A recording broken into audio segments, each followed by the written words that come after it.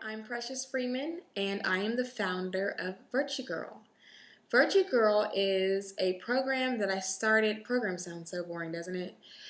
Golly, it's not a program. It's really a way of life. It's just about standards, but at the same time having fun, and all of it is centered around faith and a foundation in Jesus Christ. When Basically, okay, I'll tell you about myself. I grew up as a PK, which is a pastor's kid for those who don't know. My dad, you should follow him on Twitter, at Hart Ramsey. He's amazing. Um, I was raised by him and my mom, Alethea Ramsey, who's also thebomb.com. She's first and only lady on Twitter. I love them both so much, and I grew up in a very awesome home. I had a great upbringing. At the same time, you know how it is for a PK. You're under a microscope, you're living in this fishbowl, and everybody's watching you all the time. And I guess I just got tired and rebellious, and I was young. I don't know if that's a good enough excuse because I see older people doing crazy stuff too these days, but I was young, and I didn't understand a lot of things, and I kind of acted out, but not when I was in high school. I graduated from high school a virgin, and I went through, a lot of people calling me different things, and just because I wouldn't date, I went through like some serious persecution, in my opinion. When you're a teenager, everything is such a big deal. So I look back now like that was nothing. But it was hard because everybody was dating and everybody was having sex and it was really hard.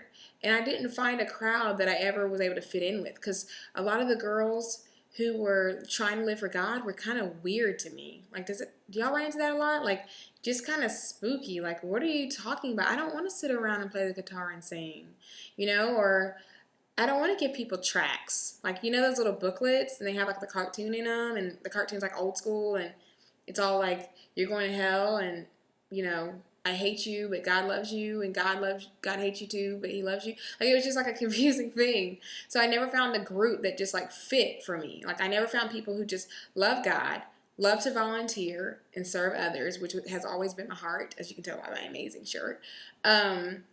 Just people who were like me. I didn't meet a lot of people like that. But when I went to college, I found out that there were a lot of people like that. But by that time, I had rebelled so bad between my senior year, that summer, and my freshman year of college that those girls, I just didn't want to hang out with them. By then, I was having sex and I was partying, and I just wanted to be around people that wanted to have a good time and didn't want to worry about our conscience and didn't want to worry about doing the right thing. And I hung around with some pretty unhealthy people. Like, the lifestyle wasn't healthy.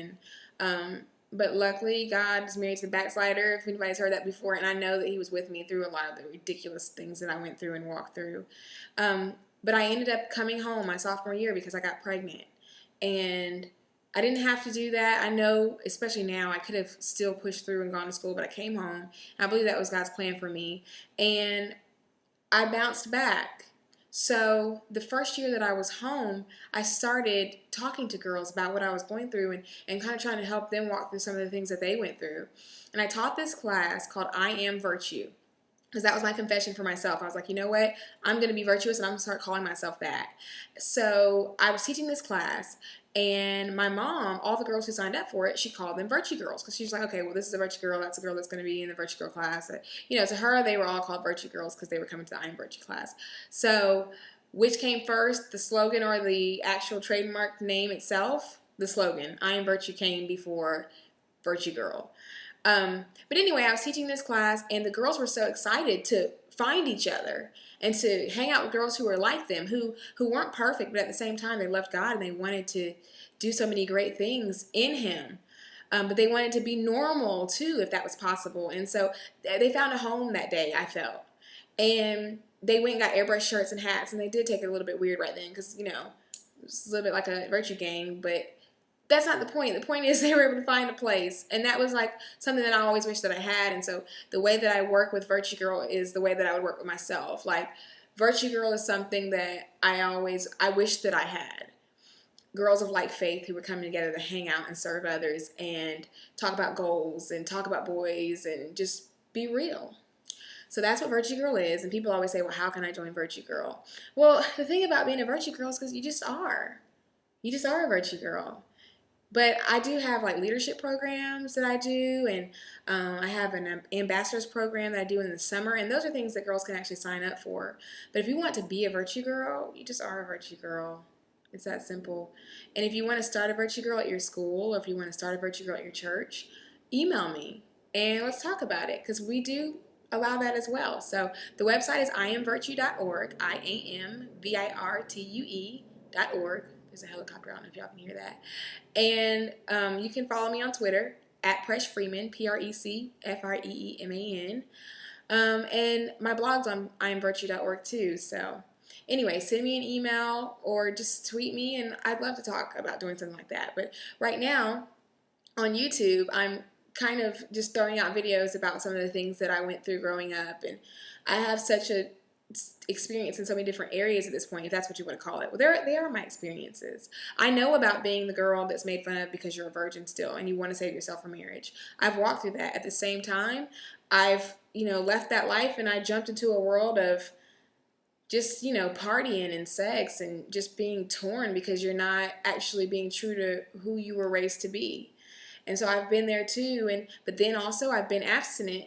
My husband and I, yes, I did end up getting married, not to the father of my first child, but I got married 5 years after I rededicated my life. That's a churchy term, but I decided to go back to the way where I was comfortable, how I was raised, and the principles and foundations that were solid for me.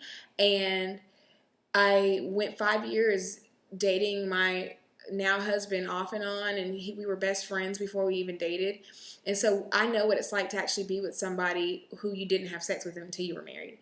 So God really worked everything out for my good, and I know that he'll do the same for you, no matter where you are, no matter what part of life you're going through. And hopefully I can make you laugh and give you some perspective and give you some hope, encouragement.